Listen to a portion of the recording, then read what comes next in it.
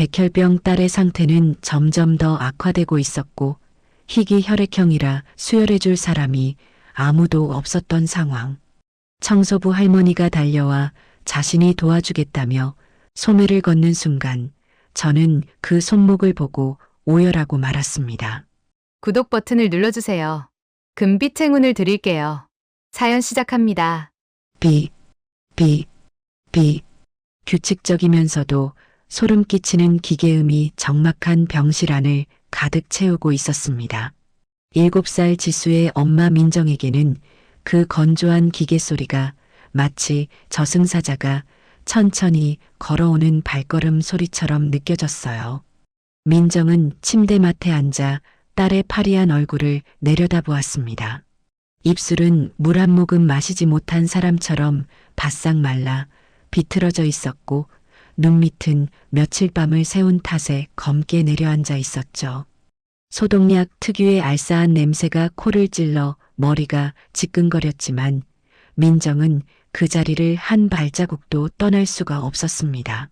창백하게 누워있는 딸의 가슴이 미약하게 오르내리는 것을 확인하지 않으면 금방이라도 심장이 멈춰버릴 것만 같은 공포에 시달렸기 때문입니다.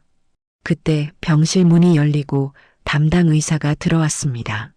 의사의 표정은 평소보다 훨씬 더 어둡고 무거웠어요. 그가 차트를 넘기며 내쉬는 깊은 한숨소리에 민정의 어깨가 흠칫 떨렸습니다. 의사는 안경을 고쳤으며 민정을 똑바로 쳐다보지 못한 채 시선을 바닥에 떨구고 무겁게 입을 열었습니다.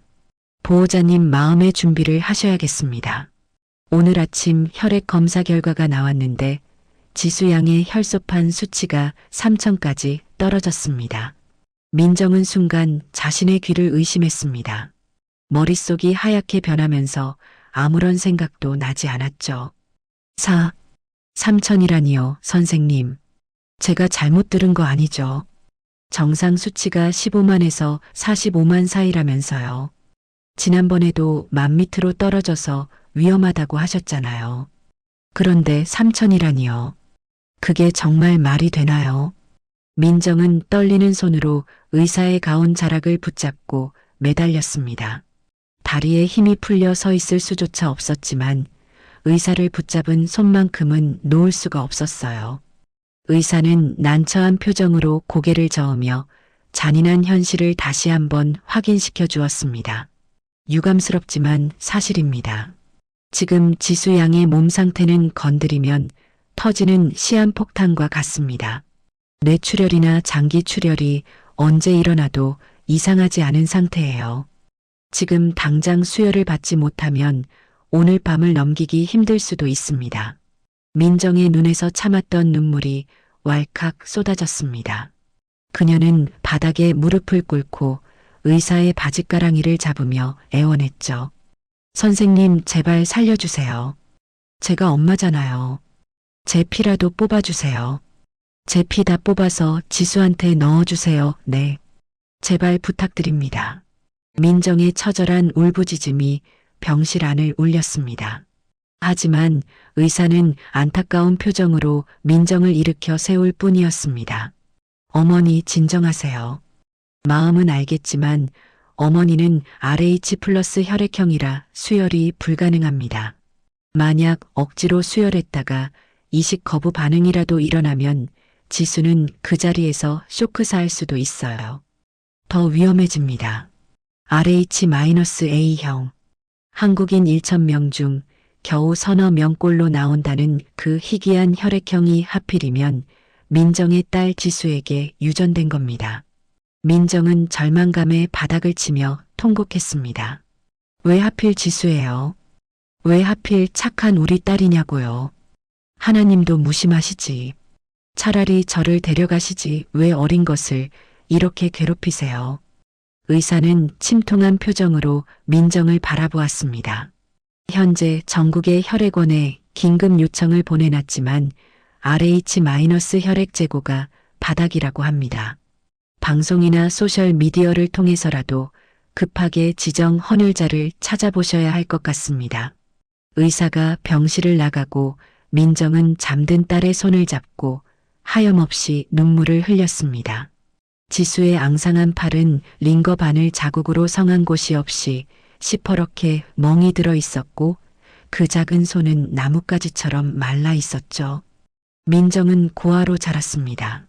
부모 얼굴도 모르고 차가운 보육원 바닥에서 자라며 평생을 뼈저린 외로움과 싸워야 했어요.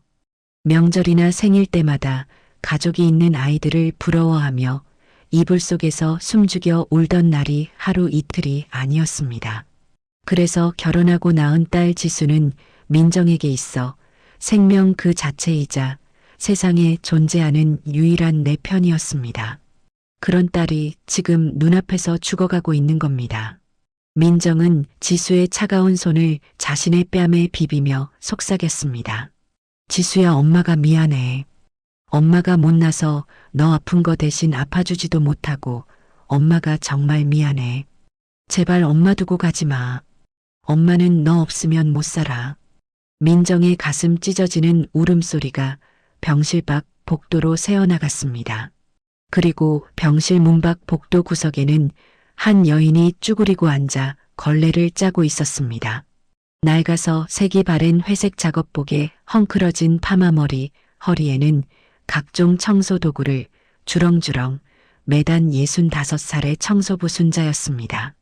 순자는 고무장갑 낀 손으로 대걸레를 빨고 있었지만 그녀의 온 신경은 병실 안에서 들려오는 민정의 울음소리에 쏠려 있었어요. 걸레를 쥐어짜는 순자의 손등 위로 굵은 눈물방울이 뚝뚝 떨어져 내렸습니다. 비눗물과 섞인 눈물이 바닥으로 흘러내렸지만 순자는 닦을 생각조차 하지 못했습니다. 아이고, 내 새끼.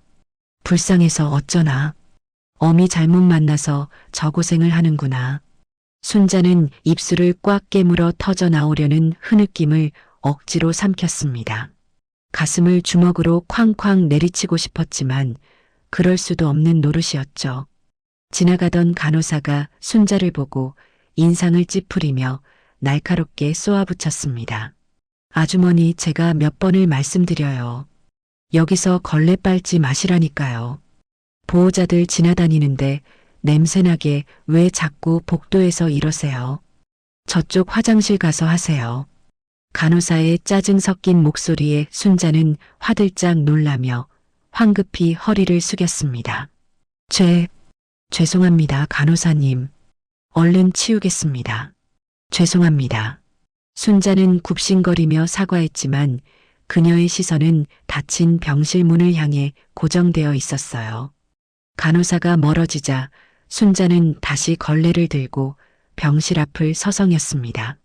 유리창 너머로 보이는 손녀 지수의 모습은 처참했죠. 백혈병이라는 무서운 병마가 그 작고 예쁜 아이를 집어삼키고 있었습니다. 순자는 가슴을 쥐어뜯고 싶은 심정이었지만 자신이 나설 수 없는 처지라는 걸 누구보다 잘 알고 있었어요. 사실 순자는 그냥 청소부가 아니었습니다. 그녀는 민정이 태어난 지 5살 되던 해 끔찍한 사고와 오해로 헤어졌던 민정의 친어머니였으니까요.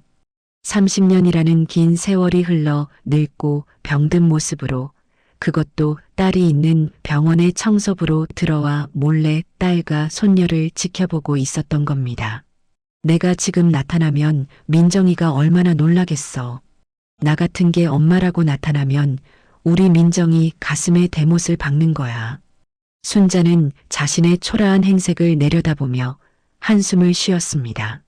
지금 자신의 꼴을 보면 민정이 기절할지도 모른다는 생각, 그리고 과거 시어머니가 씌운 도둑 누명 때문에 딸 앞에 당당히 나설 수 없다는 죄책감이 순자의 발목을 잡고 있었습니다. 그때였습니다. 엘리베이터 문이 열리고 민정의 시어머니인 최 여사가 또각또각 요란한 구두굽 소리를 내며 걸어왔습니다.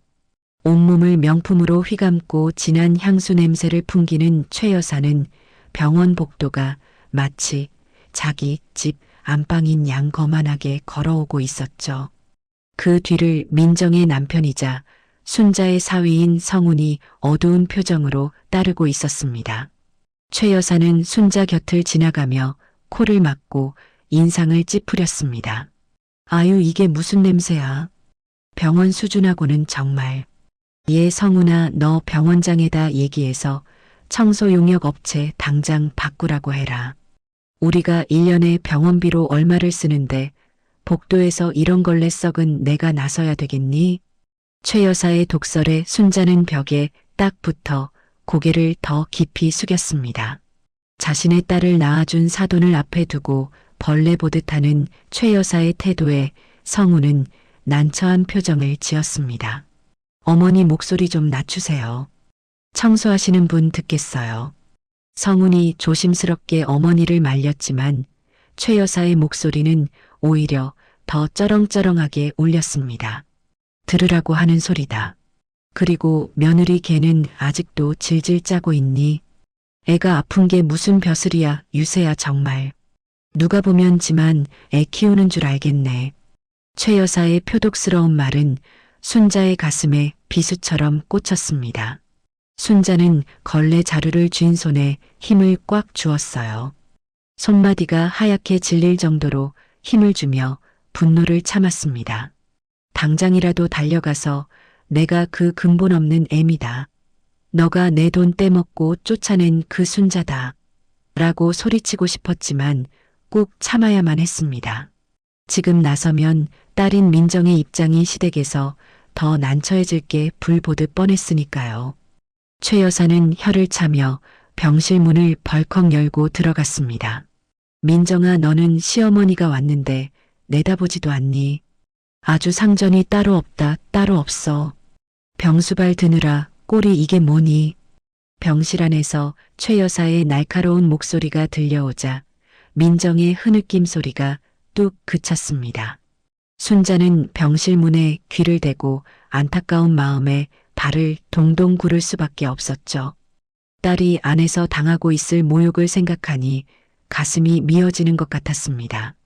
그때 순자의 낡은 작업복 주머니에서 바스락거리는 소리가 났습니다. 순자는 주위를 살피며 조심스럽게 주머니에 손을 넣었어요. 그곳에는 꼬깃꼬깃하게 접힌 종이 한 장이 들어 있었습니다. 그것은 바로 며칠 전 순자가 병원 몰래, 가족들 몰래 검사받았던 조직 적합성 일치 통지서였죠. 의사도 구하지 못해 발을 동동 구르던 그 희귀한 혈액과 골수가 바로 지척에 있는 순자의 몸 안에 흐르고 있었던 겁니다. 순자는 떨리는 손으로 주머니 속의 통지서를 꽉 쥐었습니다. 종이가 구겨지는 소리가 그녀의 심장 박동 소리처럼 크게 들려왔죠. 하지만 순자는 몰랐습니다. 이 종이 한 장이 불러올 파장이 얼마나 클지, 그리고 병실 문 안쪽에서 얼마나 끔찍한 일이 벌어지려 하는지를 말입니다. 이게 시작일 뿐이었어요. 병실 안에서 시어머니의 날카로운 고성이 들려오자 복도에 서 있던 순자는 가슴이 철렁 내려앉았습니다. 마치 자신이 죄를 지은 것처럼 심장이 쿵쿵 뛰었죠. 순자는 청소 카트 구석에 숨겨두었던 낡은 보온병을 꺼내 들었습니다. 그것은 오늘 새벽 순자가 쪽잠을 자며 정성껏 쑤어온 늙은 호박죽이었어요. 산후조리도 제대로 못했던 딸이 병간호하느라 얼굴이 반쪽이 된 게 가슴 아파서 붓기 빼는데 좋다는 늙은 호박을 구해 밤새 다리고 또 다린 것이었죠. 순자는 보온병을 품에 안고 망설였습니다. 지금 들어가면 시어머니인 최 여사와 마주칠 게 뻔했으니까요. 하지만 끼니도 거르고 울기만 하는 딸을 생각하니 발길이 떨어지지 않았습니다. 그래, 청소부 주제에 뭘 아냐고 욕을 먹더라도 죽이라도 전해주자. 우리 민정이 한 숟갈이라도 먹여야 내가 산다. 순자는 떨리는 손으로 병실 문을 조심스럽게 두드렸습니다. 똑똑. 안에서 최 여사의 짜증 섞인 목소리가 튀어나왔어요. 누구세요? 간호사니. 순자는 마른 침을 삼키고 조심스럽게 문을 열었습니다. 병실 안의 풍경은 그야말로 살얼음판 같았습니다. 최 여사는 팔짱을 낀 채 소파에 거만하게 앉아 있었고 민정은 죄인처럼 고개를 숙인 채 침대맡에 서 있었으며 남편 성우는 그 사이에서 어쩔 줄 몰라 하고 있었죠. 순자가 쭈뼛거리며 들어서자 최 여사의 미간이 확 구겨졌습니다. 아니 아까 그 청소 아줌마잖아. 여기가 어디라고 함부로 들어와. 청소는 나중에 하라고 해. 최 여사가 손을 휘휘 저으며 쫓아내려 했습니다. 순자는 허리를 굽신거리며 조심스럽게 다가갔어요. 사모님, 그게 아니라요. 쓰레기통 비우러 온 김에 보호자님 얼굴이 너무 상하신 것 같아서. 순자는 등 뒤에 숨겨두었던 보온병을 쑥 내밀었습니다. 뚜껑을 열자 달큰하고 구수한 호박죽 냄새가 병실 안에 차가운 소독약 냄새를 밀어내고 퍼져나갔습니다. 그 냄새는 민정에게 너무나 익숙한 향기였어요. 어릴 적 보육원 원장님이 아주 가끔 아픈 아이들에게만 끓여주던 그 귀한 냄새이자 평생 그리워했던 엄마의 냄새 같은 것이었기 때문입니다. 민정은 젖은 눈으로 순자를 바라보았습니다. 이게 뭐예요? 호박죽이에요. 내가 집에서 직접 쓴 건데 붓기 빼는 데는 이만한 게 없어요. 애기 엄마가 너무 말라서 안쓰러워서 가져왔으니까 한술 떠봐요. 아주 깨끗하게 만든 거니까 걱정 말고. 순자의 투박한 손이 보온병을 민정에게 건넸습니다. 민정은 순간 울컥하는 감정을 느꼈습니다. 생판 남인 청소부 아주머니가 얼굴도 모르는 친정엄마 대신 끼니를 걱정해준다는 사실이 너무나 고마우면서도 서러웠습니다. 평생을 혼자라고 생각했는데 낯선 타인에게서 느껴지는 이 따뜻함이 민정의 얼어붙은 마음을 녹이는 것 같았죠. 하지만 민정은 보온병을 받아들 수가 없었습니다. 지수의 면역 수치가 바닥이라 외부 음식 반입이 철저하게 금지되어 있었을 뿐더러 시어머니 앞에서 정체 모를 음식을 받아 먹었다가는 무슨 사단이 날지 알 수 없었기 때문입니다.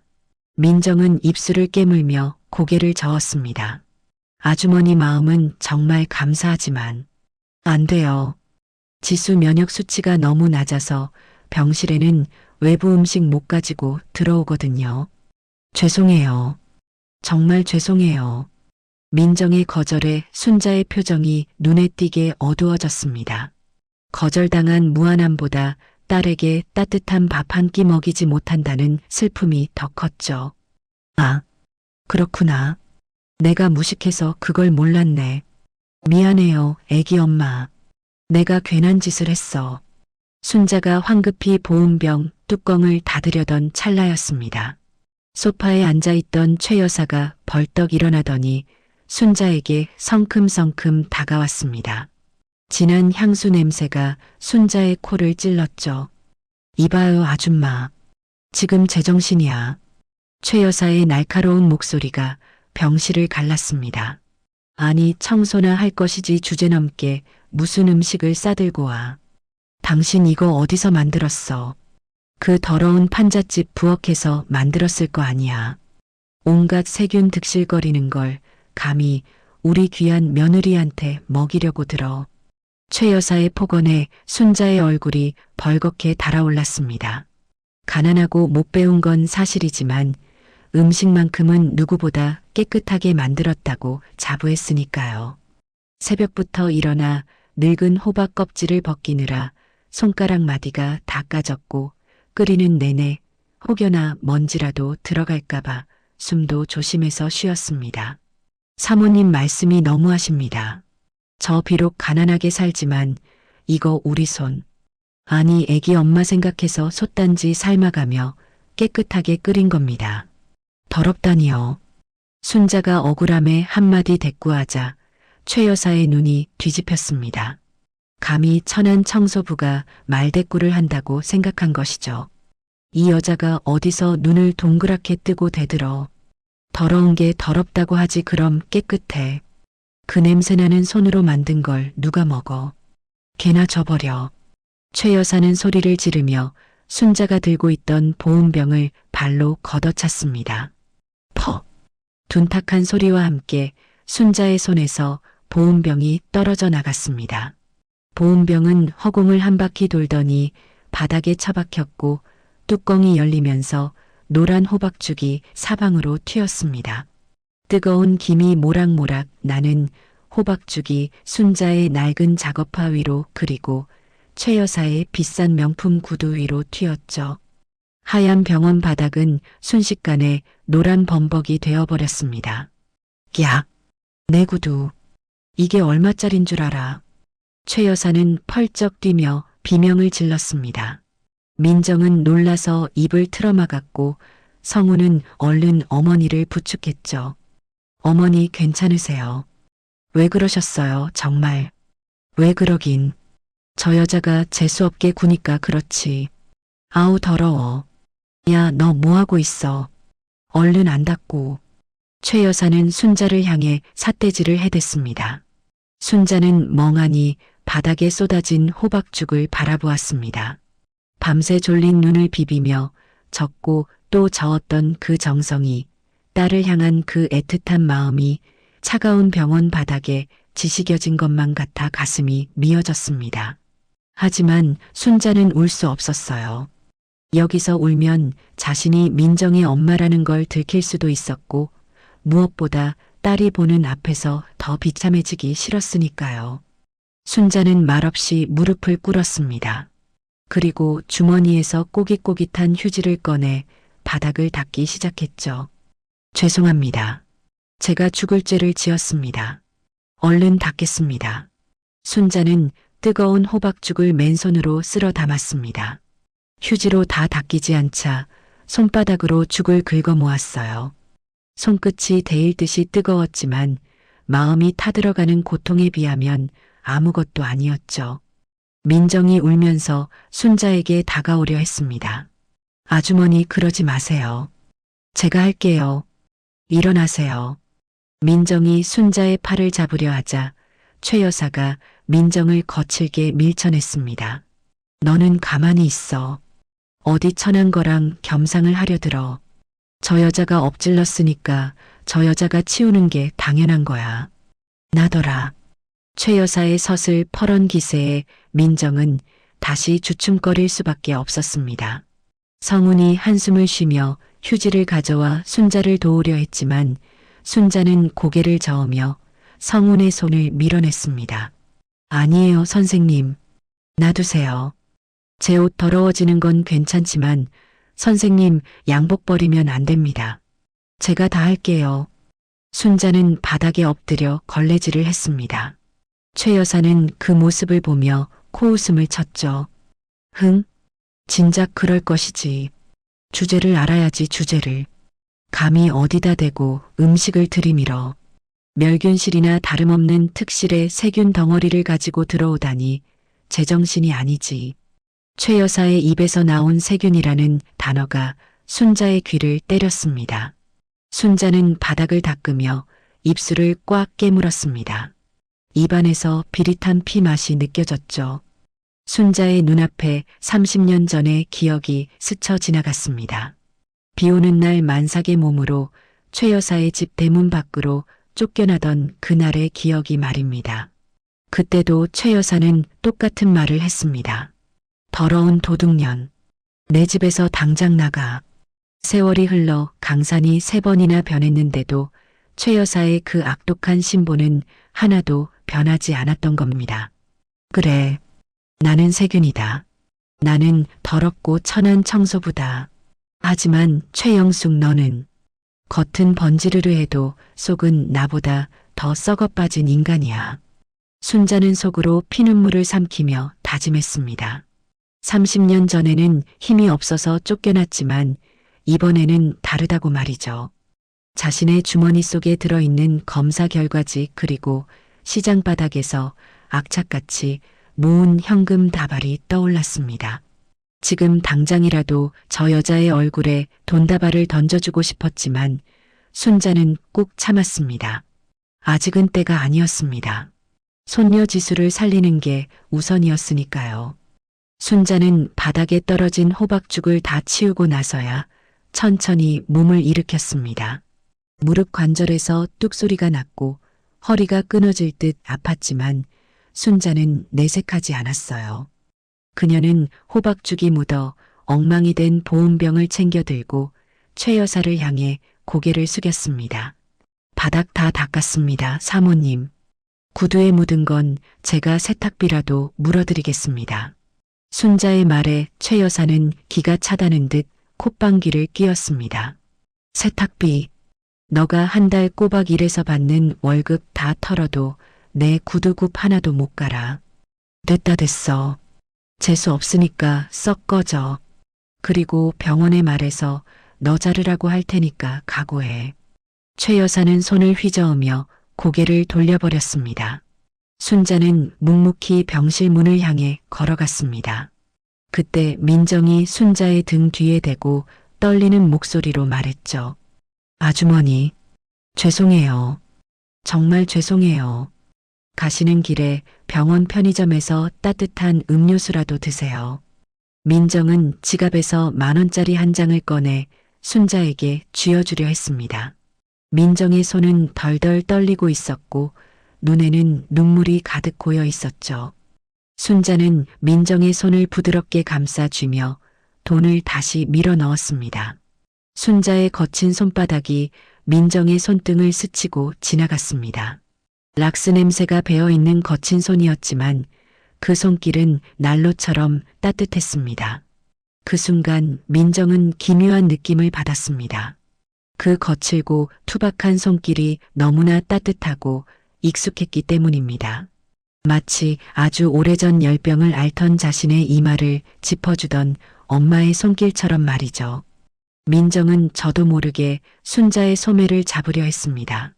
순자는 민정의 눈을 똑바로 바라보며 작게 속삭였습니다. 돈은 됐습니다. 대신 우리 손? 아니 따님이 얼른 낫기만 빌어주세요. 그거면 됩니다. 순자는 황급히 병실을 빠져나왔습니다. 더 있다가는 참았던 눈물이 터져 나올 것만 같았으니까요. 복도로 나온 순자는 벽에 기대어 거친 숨을 몰아쉬었습니다. 보온병을 쥔 손이 부들부들 떨리고 있었죠. 병실 안에서는 여전히 최 여사가 호들갑을 떨며 며느리를 구박하는 소리가 들려왔습니다. 아우 냄새. 창문 좀 활짝 열어라. 어디서 거지 같은 게 들어와서 냄새를 피우고 난리야.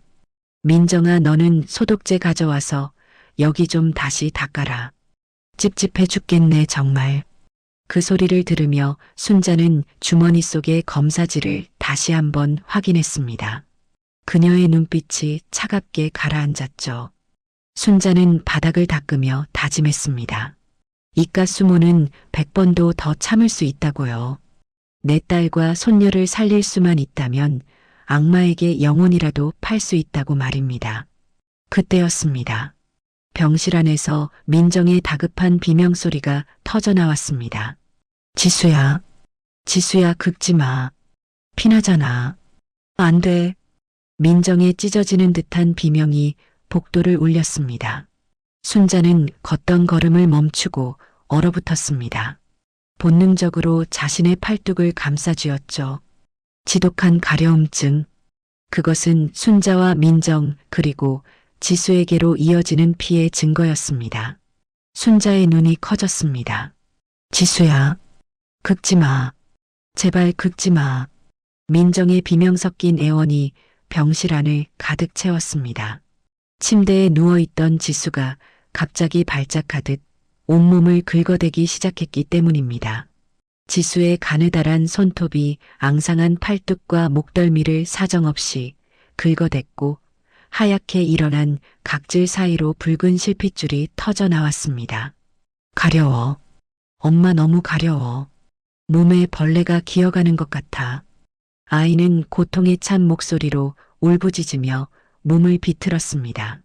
혈소판 수치가 바닥인 상태에서 피부를 긁어 상처가 나면 지혈이 되지 않아 치명적일 수 있었습니다. 민정은 울면서 아이의 양손을 결박하듯 붙잡았습니다. 안 돼. 긁으면 피나잖아. 피나면 우리 지수 큰일 나. 참아야 해, 제발.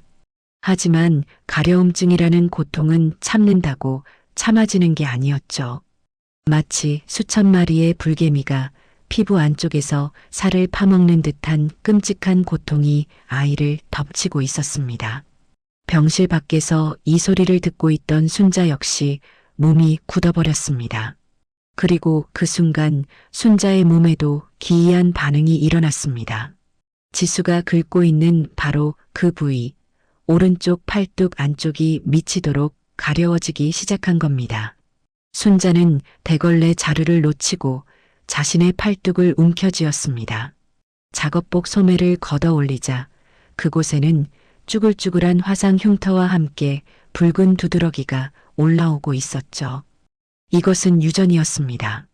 순자네 집안 여자들은 극도의 스트레스를 받거나 복숭아 털 같은 알레르기 유발 물질이 근처에 있으면 발작적인 가려움증을 앓는 특이 체질이 있었습니다. 민정이 어릴 때도 그랬고 이제 그 피를 이어받은 손녀 지수에게까지 그 고통스러운 유전자가 발현된 겁니다. 순자는 자신의 팔을 피가 나도록 벅벅 긁으며 괴로워했습니다. 손녀가 느끼는 고통이 자신의 몸으로 고스란히 전해져 오는 것만 같았죠. 으윽, 이 징글징글한 피가 기어이 내 새끼한테까지 갔구나. 순자는 죄책감에 입술을 깨물었습니다. 가난만 물려준 게 아니라 이런 고통스러운 병까지 물려줬다는 사실에 가슴이 미어지는 듯 했습니다. 그때 병실 안에서 최 여사의 짜증스러운 목소리가 들려왔습니다. 아유 시끄러워. 얘 좀 조용히 시켜라. 애가 왜 이렇게 유별나니? 남들은 백혈병 걸려도 얌전하기만 하더구먼 쟤는 꼭지 애미 닮아서 성질머리가 보통이 아니야. 최 여사는 고통스러워하는 손녀를 걱정하기는커녕 자신의 귀가 시끄러운 것만 불평하고 있었습니다. 그녀는 핸드백에서 복숭아 향이 진동하는 값비싼 핸드크림을 꺼내 바르며 인상을 찌푸렸죠. 그 냄새가 바로 지수의 알레르기를 자극했다는 사실은 꿈에도 모른 채 말입니다. 성훈이 다급하게 간호사 호출벨을 눌렀습니다. 어머니 제발 그만 좀 하세요. 애가 아프잖아요. 그리고 그 핸드크림 냄새가 너무 독해요. 좀 넣어두세요. 성훈이 화를 내자 최 여사는 눈을 동그랗게 뜨며 기막혀 했습니다. 뭐야? 지금 나한테 소리 지른 거니? 내가 내 돈 주고 산 크림도 마음대로 못 발라. 그리고 이게 얼마나 비싼 건데 독하다니. 이 향기가 얼마나 우아한데 무식한 소리 하고 있어.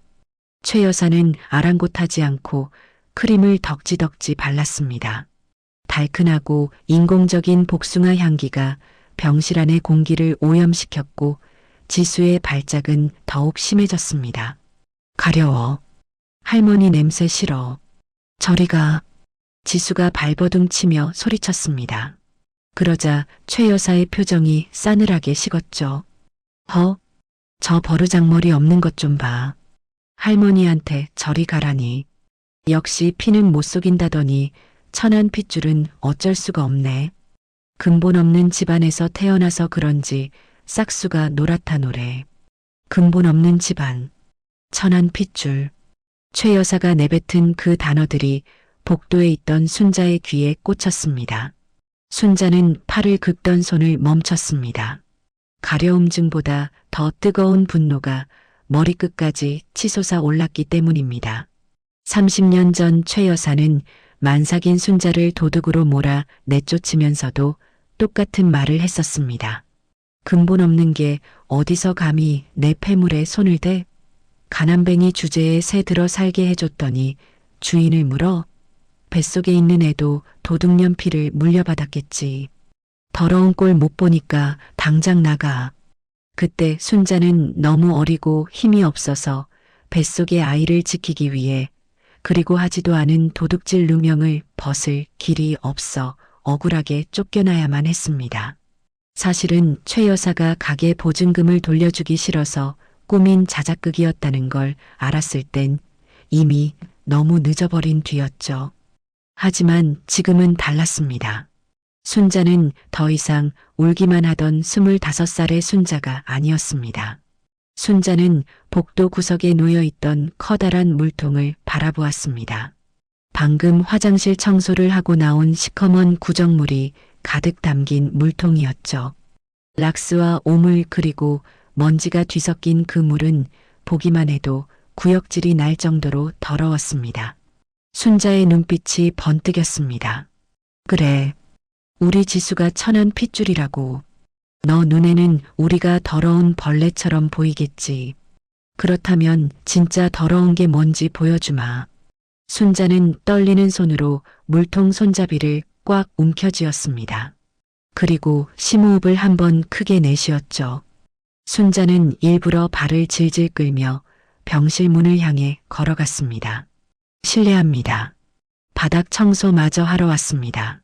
순자가 문을 열고 들어서자 최 여사는 질색하며 코를 막았습니다. 아니 아까 쫓아냈는데 왜 또 기어들어와. 당장 안 나가. 최 여사가 벌떡 일어나 순자에게 삿대질을 하며 다가왔습니다. 지수는 여전히 울며 몸을 긁고 있었고 민정은 아이를 붙잡느라 정신이 없었으며 성우는 의료진을 부르러 잠시 자리를 비운 상태였죠. 지금이 기회였습니다. 순자는 고개를 숙인 채 최 여사 쪽으로 한 발자국 더 다가갔습니다. 죄송합니다, 사모님. 여기 오물이 묻어 있어서 이것만 닦고 나가겠습니다. 오물은 너가 오물이지. 냄새나니까 가까이 오지 마. 최 여사가 순자의 어깨를 손가락으로 툭 밀쳤습니다. 그 순간이었습니다. 순자는 최 여사의 손가락이 닿자마자 기다렸다는 듯이 과장된 몸짓으로 휘청거렸습니다. 어이쿠. 짧은 비명과 함께 순자의 손에 들려있던 커다란 물통이 허공으로 솟구쳤습니다. 시간이 멈춘 것만 같았죠. 시커먼 구정물이 출렁이며 물통 밖으로 쏟아져 나왔고 마치 슬로 모션처럼 최 여사의 머리 위로 쏟아져 내렸습니다. 최 여사의 눈이 공포로 크게 확장되는 것이 보였어요. 차악! 폭포수 같은 소리와 함께 오물이 최 여사를 덮쳤습니다. 이탈리아 장인이 한 땀 한 땀 만들었다던 수백만 원짜리 실크 블라우스도 오늘 게시했다던 최고급 악어 가죽 핸드백도 그리고 아까 순자의 호박죽을 걷어찼던 그 명품 구두까지 모조리 검은 물에 잠겨버렸습니다. 푸악! 캐캐! 최 여사는 물벼락을 맞은 생쥐꼴이 되어 비명을 질렀습니다. 입안으로 락스 섞인 물이 들어갔는지 헛구역질을 해댔죠. 아, 이게 뭐야? 퇴퇴. 야, 이 미친 여자야. 병실 안은 순식간에 아수라장이 되었습니다. 진동하던 복숭아 향기는 사라지고 하수구 냄새와 락스 냄새가 진동을 했죠. 민정은 지수를 안은 채 입을 딱 벌리고 얼어붙었고 막 들어오던 간호사들도 경악하여 멈춰 섰습니다. 순자는 빈 물통을 바닥에 떨어뜨리며 털썩 주저앉았습니다. 아이고 죄송합니다, 사모님. 제가 늙어서 다리에 힘이 풀리는 바람에. 아이고 이를 어째. 순자는 엎드려 사과했지만 그녀의 얼굴은 바닥을 향해 있어 아무도 볼 수 없었습니다. 바닥을 향한 순자의 입꼬리는 서늘하게 올라가 있었죠. 최 여사는 온몸에서 뚝뚝 떨어지는 오물을 닦아내려 발버둥 쳤지만 닦으면 닦을수록 더러운 얼룩만 번질 뿐이었습니다. 내 옷, 내 가방, 너 이거 다 물어내. 당장 경찰 불러.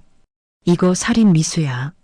최 여사가 길길이 날뛰자 순자는 태연하게 주머니에서 꼬깃꼬깃한 손수건을 꺼내 최 여사의 구두를 닦아주는 척했습니다.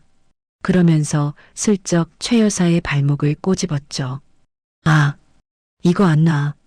더러운 손 치워. 최 여사가 순자를 발로 차려다 미끄러운 바닥 때문에 꽈당하고 엉덩방아를 찧었습니다. 그 꼴이 마치 오물 웅덩이에 빠진 두꺼비 같았죠. 순자는 속으로 쾌재를 불렀습니다. 10년 묵은 체증이 한 번에 내려가는 것 같았습니다. 그래, 냄새나는 게 어떤 건지 이제 좀 알겠냐. 너가 입은 그 비싼 옷보다 내 딸을 위해 흘린 땀에 젖은 내 작업복이 100배는 더 깨끗하다. 하지만 겉으로는 여전히 겁먹은 청소부 연기를 해야 했습니다. 죽을 죄를 지었습니다. 제가 눈이 침침해서 세탁비는 꼭 물어드리겠습니다. 순자가 고개를 조아리자 엉덩방아를 찧은 최 여사는 분해서 몸을 부들부들 떨었습니다. 그때 의사와 성운이 뛰어들어왔습니다. 무슨 일입니까? 아니 어머니 이게 무슨 꼴이세요? 성운이 경악하며 묻자 최 여사는 바닥을 치며 울부짖었습니다.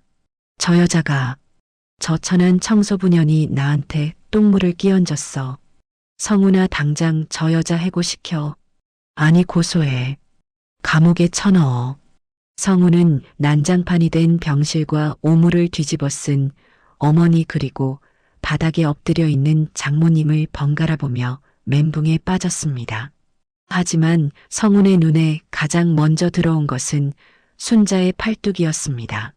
소매가 걷어 올려진 순자의 팔뚝에는 붉은 두드러기와 함께 선명한 긁힌 자국들이 남아 있었죠.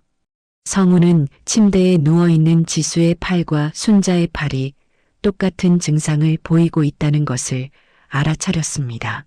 장모님도 지수 때문에 같이 아파하고 계셨구나.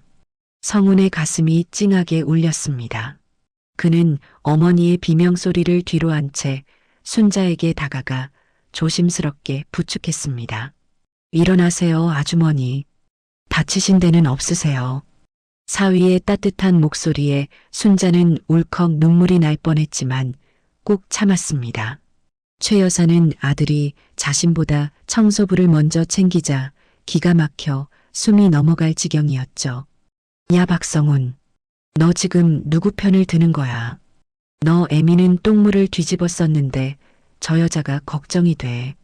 성훈은 단호한 표정으로 어머니를 바라보았습니다. 어머니 진정하세요. 실수로 그러신 거잖아요. 그리고 지금 지수가 놀라서 경기를 일으키고 있어요. 일단 나가서 옷부터 갈아입으세요.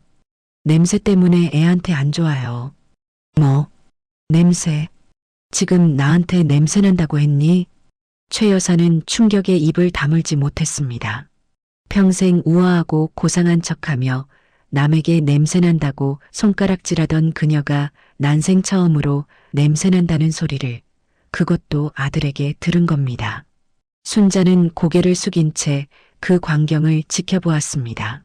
비록 몸은 쭈그리고 있었지만 그녀의 눈빛만큼은 어느 때보다 차갑게 빛나고 있었죠.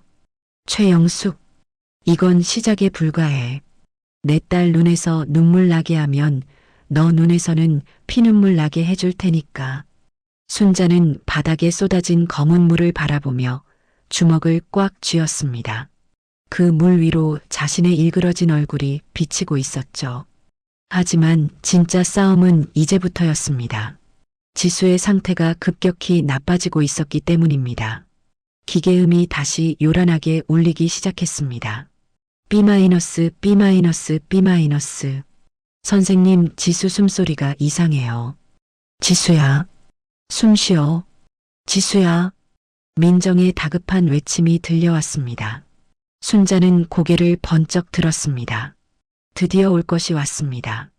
이제는 청소부가 아니라 엄마로서 나서야 할 시간이 다가오고 있었던 겁니다. 순자의 주머니 속 통지서가 뜨겁게 달아오르는 것만 같았습니다. 최 여사가 오물을 뒤집어 쓰고 바닥에 엉덩방아를 찧은 그 사건 이후 병실 안에는 폭풍 전야 같은 긴장감이 감돌고 있었습니다. 최 여사는 젖은 옷을 갈아입지도 못한 채 씩씩거리고 있었죠. 방금 전 순자에게 물벼락을 맞은 분노가 가라앉지 않았기 때문입니다. 그녀는 축축하게 젖은 악어 가죽 핸드백을 뒤적거리며 화장품을 찾다가 갑자기 날카로운 비명을 질렀습니다. 어머, 어머, 내 반지, 내 다이아 반지가 어디 갔어? 최 여사의 열 손가락을 확인해 보았지만 항상 끼고 다니던 3캐럿짜리 물방울 다이아몬드 반지가 보이지 않았습니다. 반지를 꼈던 자국만 하얗게 남아있을 뿐이었죠. 분명히 아까까지 있었는데 화장실 가서 손 씻을 때 세면대 위에 빼놨었나? 아니야. 내가 그걸 어디다 뒀지. 최 여사는 사색이 되어 가방을 뒤집어 엎었습니다. 립스틱과 차키만 대굴대굴 굴러나올 뿐 반지는 보이지 않았습니다. 그때 최 여사의 눈이 번뜩이며 한 사람을 향해 고정되었습니다. 바로 병실 구석에서 묵묵히 바닥에 오물을 닦고 있던 순자였죠. 너구나. 너가 훔쳐갔지. 최 여사가 순자에게 달려들어 멱살을 잡았습니다. 순자는 당황하여 눈을 크게 떴습니다. 사모님 무슨 말씀이십니까? 훔쳐가다니요. 저는 바닥만 닦았습니다. 거짓말하지 마. 아까 내 구두 닦아준답시고 쭈그리고 앉았을 때 슬쩍 했지. 내가 모를 줄 알아. 가난한 것들은 손버릇이 나쁘다더니 30년 전이나 지금이나 똑같네. 최 여사는 순자를 질질 끌고 병실 밖으로 나갔습니다. 순자가 저항했지만 독이 오를 대로 오른 최 여사의 힘을 당해낼 수는 없었습니다. 복도에 있던 사람들의 시선이 순식간에 두 사람에게 쏠렸죠. 이 도둑년아 내 반지 내놔. 5천만 원짜리야. 너가 평생 일해도 구경도 못할 돈이라고. 최 여사의 고함 소리에 병원 로비가 술렁거리기 시작했습니다. 환자들과 보호자들이 하나둘씩 모여들었고 순식간에 순자는 구경꾼들에게 포위당하고 말았습니다. 순자는 너무나 억울했지만 함부로 대들 수가 없었습니다. 여기서 소란을 피우면 경찰이 올 것이고 신원조회가 들어가면 자신이 민정에 침몰하는 사실이 드러날까봐 두려웠기 때문입니다. 사모님 정말 아닙니다. 제발 이러지 마세요. 사람 살려주세요. 순자가 애원했지만 최 여사는 멈추지 않았습니다. 오히려 사람들이 모여들자 보란 듯이 더 크게 소리쳤죠. 여러분 저 좀 보세요. 이 여자가 내 다이아 반지를 훔쳐갔어요. 병원에서 청소나 하는 주제에 감히 남의 물건에 손을 대다니 이게 말이나 됩니까? 사람들은 수군거리며 순자를 의심스러운 눈초리로 바라보았습니다. 순자의 행색이 너무나 남루했기 때문이죠. 뒤늦게 쫓아나온 민정과 성훈이 기겁을 하며 말렸습니다. 어머니 그만하세요. 사람들 보잖아요. 일단 진정하시고 찾아봐요. 가방 안에 있을 수도 있잖아요. 성훈이 최 여사의 팔을 잡았지만 최 여사는 아들의 손을 뿌리쳤습니다. 이게 어디서 애미를 가르치려 들어. 내 감은 틀린 적이 없어. 이 여자가 아까부터 수상했어. 호박죽 핑계로 들어와서 염탐하더니 결국 사고를 치네. 30년 전에도 내 돈 훔치려다 걸려서 쫓겨난 여자야. 최 여사는 순자가 허리춤에 차고 있던 낡은 힙색 가방을 낚아챘습니다. 여기 숨겼지. 여기 다 들어있지. 안 됩니다, 사모님. 제발 그것만은 안 됩니다. 순자가 필사적으로 가방을 사수하려 했습니다. 그 가방 안에는 딸과 손녀를 위해 준비한 작은 선물들이 들어있었기에 그 초라한 마음을 들키고 싶지 않았던 겁니다. 하지만 최 여사는 무자비하게 가방을 빼앗았습니다. 지익! 지퍼가 열리는 소리와 함께 최 여사가 가방을 거꾸로 들어 탈탈 털었습니다. 후두둑! 순자의 가방 속에 들어있던 물건들이 차가운 대리석 바닥 위로 쏟아져 내렸습니다. 그것은 훔친 반지가 아니라 너무나 초라하고 보잘것없는 것들이었죠. 다 쓴 파스 껍질, 꼬깃꼬깃 접힌 1,000원짜리 지폐 몇 장, 낡은 손수건, 그리고 알록달록한 유기농 막대사탕 몇 개가 전부였습니다. 사람들의 웃음소리가 들려왔습니다. 어머 저것 좀 봐. 쓰레기통인 줄 알았네. 저 사탕은 뭐야? 나이 먹고 주책이야. 바닥에 흩어진 사탕들은 순자가 손녀 지수를 만나면 주려고 시장에서 제일 비싼 걸로 골라 사둔 것이었습니다. 그리고 파스는 관절이 아파 잠 못 이루는 밤마다 붙였던 흔적들이었죠. 순자의 삶이 그녀의 가난이 만천하에 발가벗겨진 채 전시되고 있었습니다. 순자는 얼굴이 화끈거려 고개를 들 수가 없었습니다. 반지는 나오지 않았지만 수치심은 반지를 훔친 것보다 더 크게 그녀를 짓눌렀습니다. 최 여사는 반지가 나오지 않자 당황한 기색이 역력했지만 곧바로 표정을 바꾸며 소리쳤습니다. 팬티 속에 숨겼어. 아니면 양말 속에 넣었나? 당장 몸수색해. 최 여사가 순자의 옷을 벗기려 들자 성훈이 버럭 소리를 질렀습니다. 그만 좀 하세요, 어머니. 진짜 왜 이러세요? 성훈이 순자를 몸으로 막아서며 보호했습니다. 그때 민정은 인파 속에 섞여 그 광경을 지켜보고 있었습니다. 민정의 손은 덜덜 떨리고 있었죠. 그녀는 알고 있었습니다. 순자가 범인이 아니라는 것을요. 아까 최 여사가 화장실에 갔을 때 세면대 위에 반지를 빼두는 것을 보았기 때문입니다. 민정은 당장이라도 뛰쳐나가서 우리 시어머니가 착각한 거예요. 이분은 죄가 없어요라고 말하고 싶었습니다. 하지만 입이 떨어지지 않았습니다. 시어머니의 그 서슬 퍼런 눈빛이 며느리인 자신에게로 향할까봐 너무나 무서웠던 겁니다. 지수의 병원비를 쥐고 흔드는 시어머니에게 밉보였다가 당장이라도 쫓겨날까봐 그 비겁한 두려움이 민정의 발목을 잡고 있었습니다. 순자는 고개를 들어 민정을 바라보았습니다. 민정의 눈동자가 죄책감으로 흔들리고 있었죠. 순자는 민정의 마음을 읽었습니다. 그래, 나서지 마라. 너가 나서면 너가 다친다. 못난 애미가 뒤집어 쓰고 가는 게 낫다. 순자는 성훈의 옷자락을 잡고 고개를 저었습니다. 그녀의 눈빛은 제발 아무 말도 하지 마세요라고 사위에게 애원하고 있었죠. 성훈은 입술을 깨물며 주먹을 꽉 쥐었습니다. 장모님이 눈앞에서 이런 수모를 당하는데 아무것도 할 수 없는 자신이 너무나 한심하고 비참했습니다. 그때 병원 보안 요원들이 달려왔습니다. 무슨 일입니까? 여기서 소란 피우시면 안 됩니다. 최 여사는 기다렸다는 듯이 보안 요원에게 매달렸습니다. 이 여자가 내 다이아 반지를 훔쳤어요. 당장 경찰서로 끌고 가요. 내가 증인이에요. 보안 요원들은 곤란한 표정으로 순자의 양팔을 붙잡았습니다. 아주머니 일단 밖으로 나가서 얘기하시죠. 다른 환자분들 방해됩니다. 순자는 저항하지 않았습니다. 바닥에 떨어진 사탕 하나를 집으려다 보안 요원의 손에 이끌려 질질 끌려갔죠. 순자의 낡은 신발 한 짝이 벗겨져 덩그러니 남았습니다. 사람들의 야유와 손가락질을 받으며 순자는 병원 로비에서 쫓겨났습니다. 회전문 밖으로 밀려나는 순자의 뒷모습은 너무나 작고 초라해 보였습니다. 민정은 그제야 정신이 든 듯 앞으로 뛰어나갔습니다. 잠깐만요. 저기요.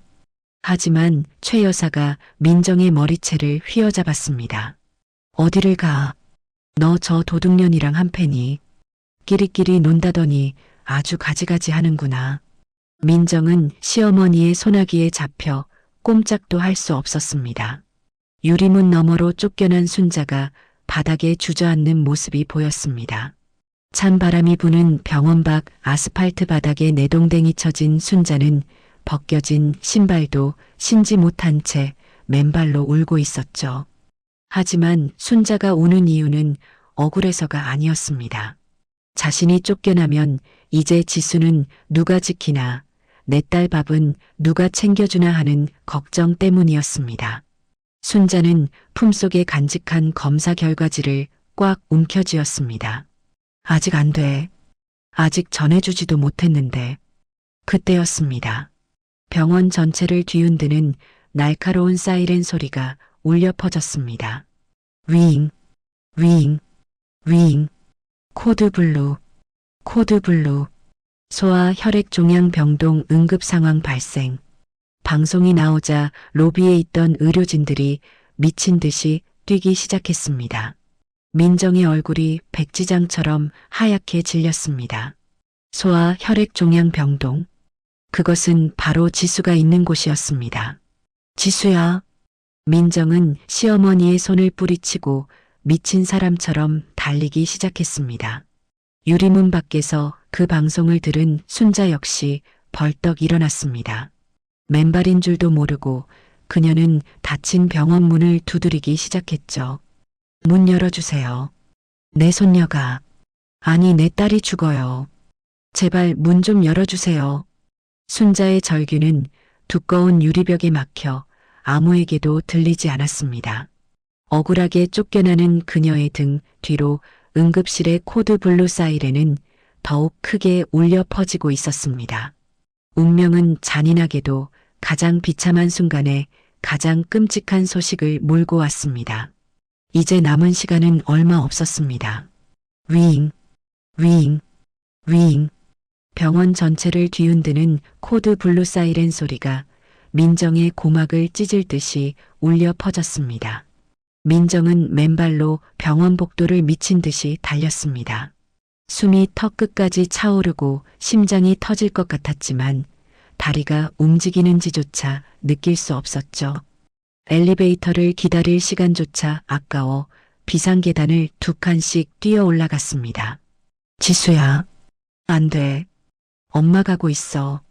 조금만 참아. 민정의 입에서 단말마 같은 비명이 터져 나왔습니다. 소아 혈액 종양 병동 앞에 도착했을 때 이미 그곳은 아수라장이었습니다.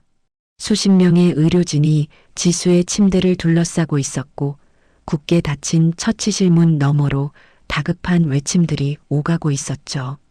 혈압 60에 40. 맥박 떨어집니다. 기도 확보하고 산소 투여량 늘려. 석션 준비해. 민정은 처치실 유리창에 매달려 안을 들여다보았습니다. 그곳에는 눈에 넣어도 아프지 않을 딸 지수가 창백하다 못해 투명해진 얼굴로 산소호흡기를 쓴 채 가쁜 숨을 몰아쉬고 있었죠. 지수의 입가와 코에서는 멈추지 않는 선혈이 흘러나와 베개를 붉게 적시고 있었습니다. 혈소판 수치가 바닥을 치면서 몸 안의 모든 혈관이 터지기 시작한 겁니다. 선생님, 우리 지수 좀 살려주세요. 선생님, 민정은 유리창을 두드리며 오열했습니다. 그때 뒤늦게 최 여사와 성훈이 도착했습니다. 최 여사는 헝클어진 머리를 매만지며 숨을 골랐습니다. 아우 힘들어. 엘리베이터가 왜 이렇게 안 와. 얘 민정아, 너는 시어머니를 버리고 혼자 뛰어가면 어떡하니. 이 급박한 상황에서도 최 여사는 자신의 아니가 먼저였습니다. 성우는 사색이 되어 의사를 찾았습니다. 잠시 후 처치실 문이 열리고 땀범벅이 된 담당 의사가 뛰쳐나왔습니다. 마스크 위로 드러난 의사의 눈빛은 절망적이었습니다. 보호자님, 지금 당장 결정하셔야 합니다. 지수 양 상태가 생각보다 훨씬 심각합니다. 뇌출혈 징후가 보이고 있어요. 지금 바로 응급수술과 조혈모세포 이식을 진행하지 않으면 오늘 밤을 넘기기 힘듭니다. 민정은 의사의 바짓가랑이를 잡고 매달렸습니다. 수술해주세요. 당장 해주세요. 뭐든지 다 할게요. 의사는 무거운 표정으로 차트를 내밀었습니다. 문제는 혈액과 수술 비용입니다. 지금 RH- 혈액을 긴급 공수하고는 있지만 턱없이 부족합니다. 그리고 당장 수술에 들어가려면 특수 혈액 공수 비용과 수술비 예치금을 포함해서 최소 1억 원을 지금 당장 납부하셔야 합니다. 1억 원.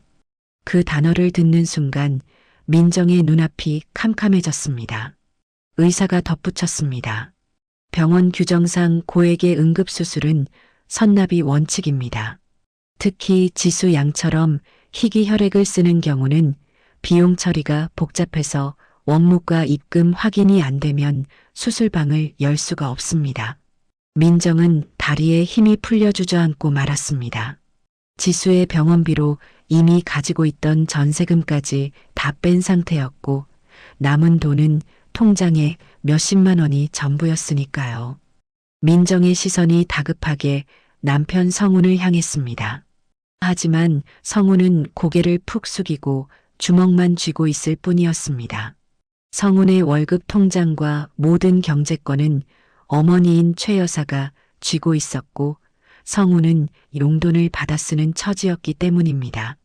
민정은 지푸라기라도 잡는 심정으로 시어머니 최 여사에게 무릎을 꿇었습니다.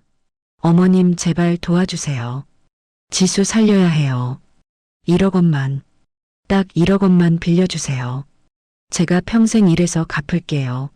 아니 죽어서라도 갚을게요. 민정은 차가운 병원 바닥에 머리를 찌우며 빌었습니다. 쿵, 쿵.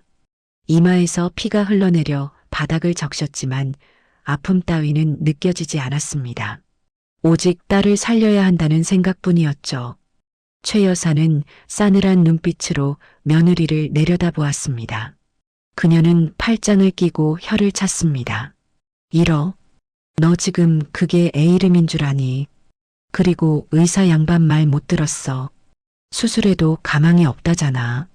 밑 빠진 독에 물 붓기를 내가 왜 해. 가망이 없는 게 아니라 수술하면 살 수 있대요. 어머님 손녀잖아요. 지수 어머님 핏줄이잖아요. 제발 살려주세요. 민정이 최 여사의 치맛자락을 붙잡고 늘어졌습니다. 하지만 최 여사는 며느리의 손을 벌레 털어내듯 털어냈습니다. 핏줄. 흥? 너 닮아서 비실비실한 게 무슨 내 핏줄이야. 그리고 나 현금 없어. 부동산에 다 묶여 있는 거 몰라. 정급하면 너네 친정 어디 가서 알아봐. 아 참 너 고아였지. 쯧쯧. 이래서 근본 없는 며느리를 들이면 안 된다니까. 최 여사의 입에서 나오는 말은 사람의 말이 아니었습니다. 돈 앞에서 아니 며느리에 대한 미움 앞에서 손녀의 목숨은 흥정의 대상조차 되지 못했습니다. 성훈이 참다 못해 소리를 질렀습니다. 어머니 진짜 너무하세요. 지수 죽으면 저도 죽어요. 저 건물 담보대출이라도 받게 해주세요. 제발요. 제가 평생 어머니 종으로 살게요. 아들 성훈마저 무릎을 꿇고 애원했지만 최 여사는 눈 하나 깜짝하지 않았습니다. 시끄러워. 너가 죽긴 왜 죽어. 젊은 놈이 애는 또 낳으면 되는 거지. 그 건물은 내 노후 자금이야. 절대 건들 생각 마. 그리고 내가 너 키우느라 쓴 돈이 얼마인데 감히 내 돈을 탐내. 최 여사는 단호하게 고개를 돌렸습니다. 그녀에게는 손녀의 생명보다 자신의 노후 자금과 통장 잔고가 훨씬 더 중요했던 겁니다. 민정은 절망했습니다. 세상이 온통 까맣게 변해버린 것 같았습니다. 돈이 없어서 고아라서 힘이 없어서 내 새끼를 죽여야 한다니. 이건 지옥이었습니다. 처치실 안에서는 다시금 요란한 경고음이 울리기 시작했습니다. B-, B-, B-. 환자 어레스트. 심정지 왔습니다. 심폐소생술 실시해. 의사의 다급한 외침이 들려왔습니다. 안 돼. 지수야. 민정은 유리창을 긁으며 짐승처럼 울부짖었습니다. 그녀의 손톱이 깨지고 피가 났지만 멈출 수가 없었습니다. 으악. 누가 좀 도와주세요. 누구라도 좋으니까 제발 우리 지수 좀 살려주세요. 하느님 부처님 제발이요. 제 목숨을 가져가세요. 민정의 처절한 비명이 병원 복도를 가득 채웠습니다. 그 소리는 너무나 끔찍하고 슬퍼서 지나가던 간호사들도 고개를 돌려 눈물을 훔쳤고 다른 환자들도 귀를 막으며 괴로워했습니다. 하지만 최 여사는 여전히 팔짱을 낀 채 핸드폰으로 주식 시세나 확인하고 있었죠. 아유 시끄러워. 좀 조용히 못해. 창피해서 원. 민정은 바닥에 엎드려 숨을 헐떡였습니다. 과호흡이 와서 손발이 마비되어 오고 눈앞이 흐려졌습니다. 이제 끝이구나. 돈 없는 서름이, 부모 없는 서름이 결국 내 딸까지 잡아먹는구나. 민정은 흐려지는 의식 속에서 마지막으로 딸의 이름을 불렀습니다. 지수야, 미안해. 그때였습니다. 쾅! 굳게 닫혀있던 수술 대기실의 자동문이 거칠게 열렸습니다. 모두의 시선이 그곳으로 쏠렸죠. 그곳에는 헝클어진 머리에 흙탕물과 오물이 묻은 낡은 작업복을 입은 한 여자가 서 있었습니다. 신발 한 짝은 어디 갔는지 맨발이었고 아스팔트 바닥을 달려오느라 발바닥은 찢어져 피가 흐르고 있었죠. 가쁜 숨을 몰아쉬는 그녀의 손에는 꼬깃꼬깃 구겨진 종이 한 장이 들려 있었습니다. 바로 아까 병원 밖으로 비참하게 쫓겨났던 청소부 순자였습니다. 순자의 눈은 이글거리는 불꽃처럼 타오르고 있었어요. 보안 요원들이 뒤늦게 쫓아왔습니다. 저기요 아주머니, 들어오시면 안 됩니다. 하지만 순자는 보안 요원의 손을 뿌리치고 성큼성큼 걸어 들어왔습니다. 그 기세가 얼마나 맹렬한지 마치 성난 암사자 같아서 아무도 감히 앞을 막아서지 못했습니다. 최 여사가 기겁하며 소리쳤습니다. 아니 저 도둑년이 또 왔네. 야 경비 뭐해. 저 거지 같은 게 어디를 들어와. 당장 끌어내. 순자는 최 여사의 고함 소리를 무시한 채 민정이 앞으로 다가갔습니다. 그리고 피투성이가 된 이마로 바닥에 쓰러져 있는 민정을 일으켜 세웠습니다. 민정은 멍한 눈으로 순자를 올려다보았습니다. 아, 아주머니. 순자는 거친 손으로 민정의 눈물을 닦아주었습니다. 그녀의 손은 떨리고 있었지만 눈빛만은 흔들리지 않았습니다. 애기 엄마, 정신 차려. 울 시간 없어. 순자의 단호한 목소리가 민정의 정신을 깨웠습니다. 순자는 의료진을 향해 고개를 돌렸습니다. 그리고 손에 들고 있던 꼬깃꼬깃한 종이를 의사의 눈앞에 들이밀었습니다. 수술해요. 당장 수술 준비해요. 의사가 당황하며 물었습니다. 아니 보호자분도 아니신데 이게 무슨... 순자가 소리쳤습니다. 그 목소리는 병원을 쩌렁쩌렁 울릴 만큼 크고 당당했습니다. 내가 보호자요. 저 아이한테 맞는 피 여기 다 있어요. 순자의 외침과 함께 굳게 닫혀있던 수술실의 문이 열렸습니다. 그것은 단순한 문이 아니라 절망의 끝에서 열린 희망의 문이었습니다. 하지만 최 여사는 아직 모르고 있었습니다. 저 청소부가 내밀고 있는 종이 한 장이 자신의 인생을 어떻게 박살내버릴지를 말입니다. 순자의 외침이 병원 복도를 쩌렁쩌렁 울렸습니다. 내가 보호자요. 저 아이한테 맞는 피 여기 다 있어요.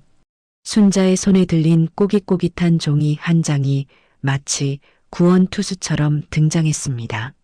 의사는 반신반의하는 표정으로 순자가 내민 종이를 받아들었습니다. 종이는 순자의 땀과 주머니 속 먼지로 얼룩져 있었지만 그 안에 적힌 글자들은 선명했습니다. 의사의 눈이 휘둥그레졌습니다.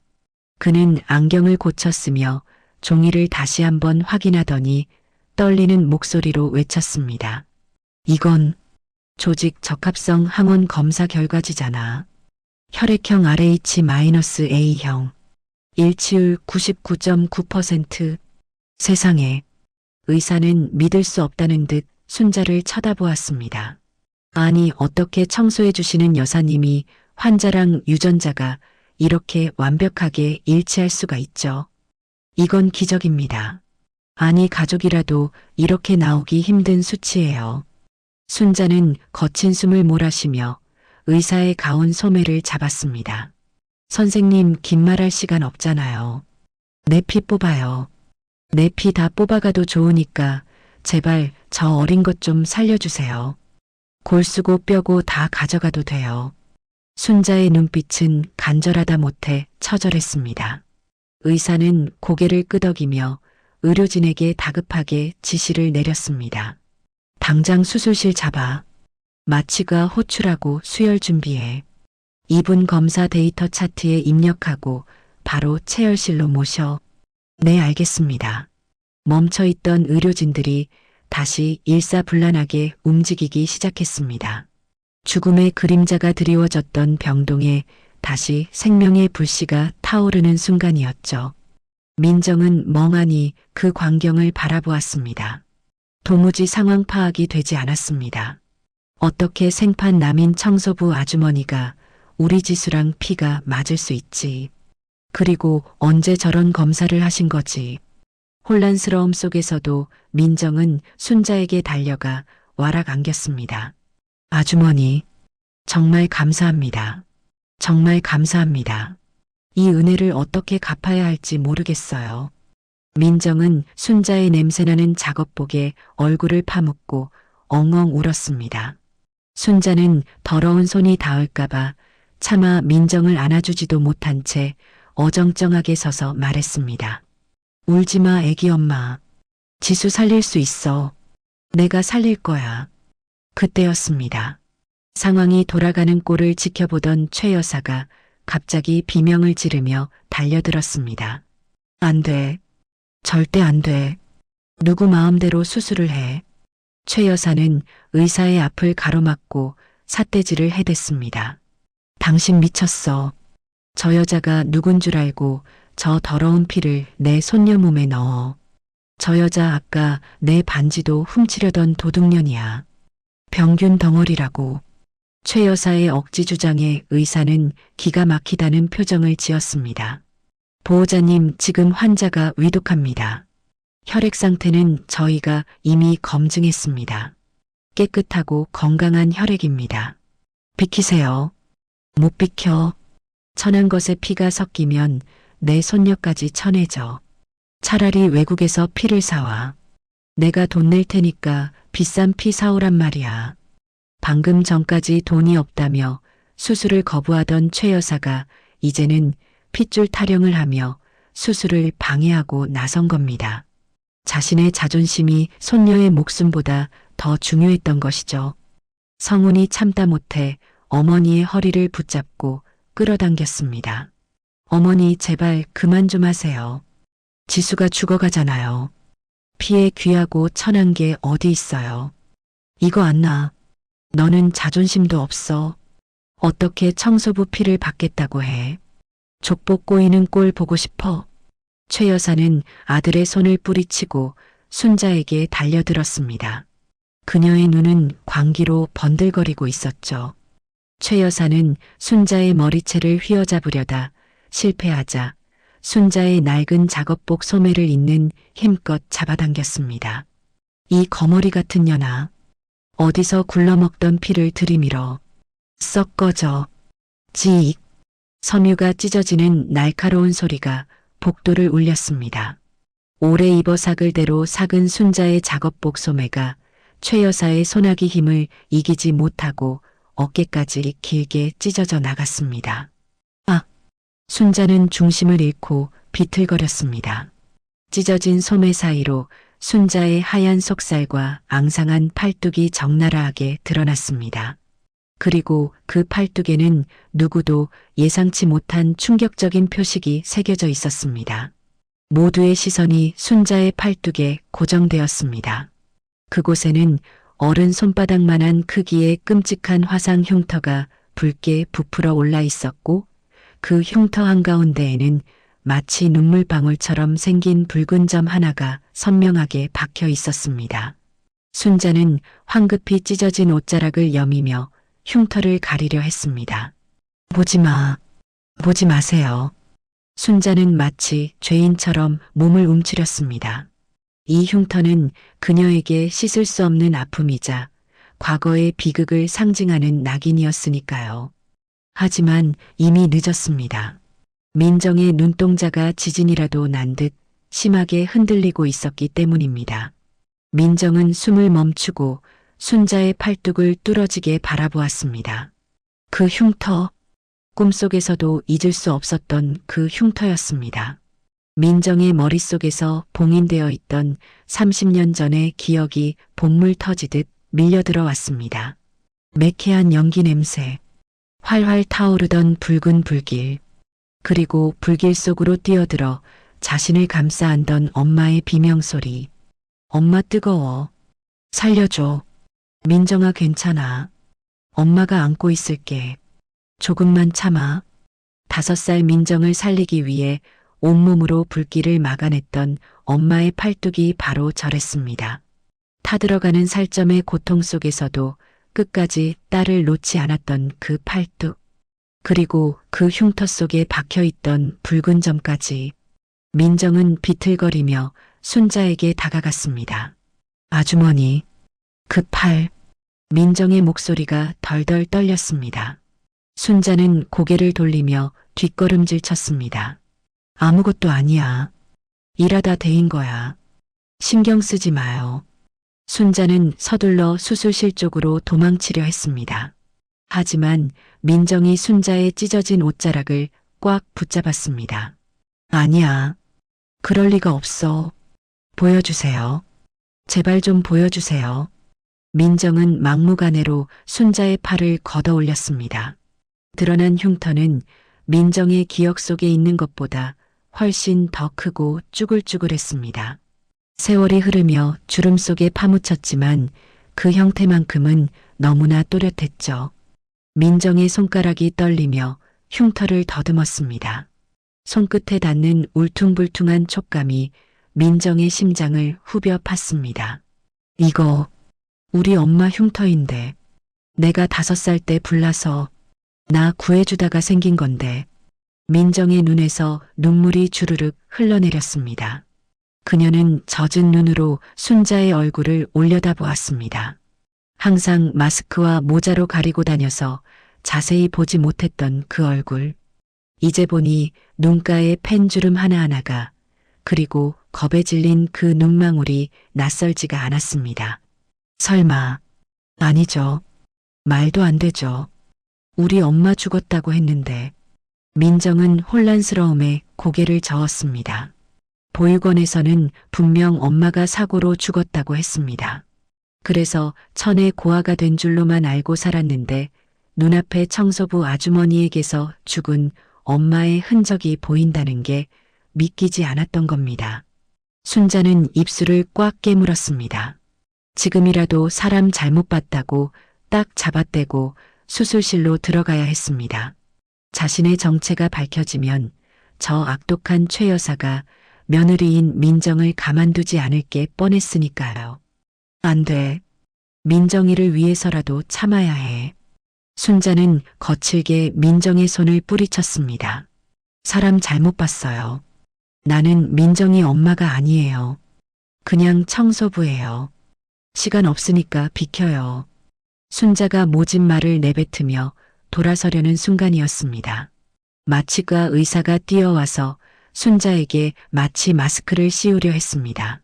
환자분, 아니 공여자분 진정하세요. 일단 안정을 취하셔야 합니다. 마취 가스 들어갑니다. 순자는 긴장이 풀리면서 다리에 힘이 빠졌습니다. 의료진들이 순자를 이동 침대에 눕혔고 순자의 의식이 몽롱해지기 시작했습니다.